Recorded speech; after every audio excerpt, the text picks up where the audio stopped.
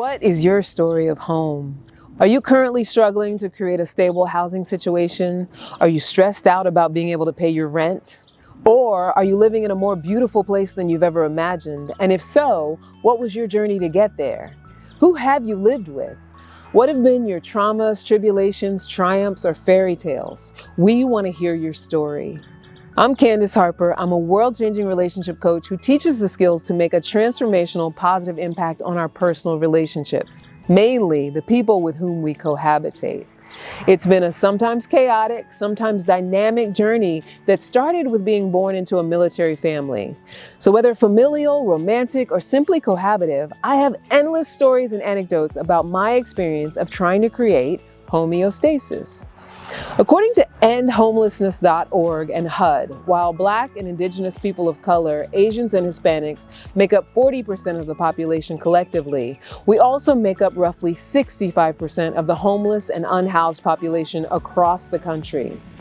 Of course, we can talk about the racial disparities, but there's a much more important conversation.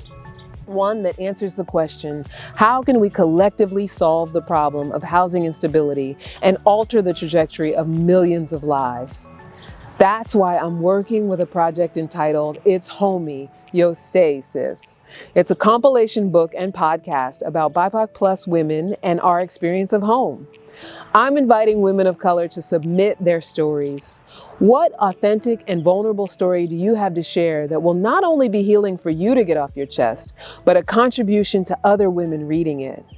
How can your story encourage or let another woman of color know that she is not alone?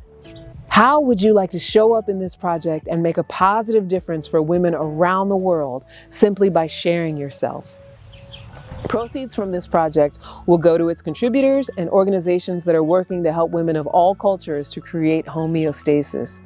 Be a part of making an impact on the world that will possibly save the lives of children, mend families, and make the earth a better place for all of us by its ripple effect.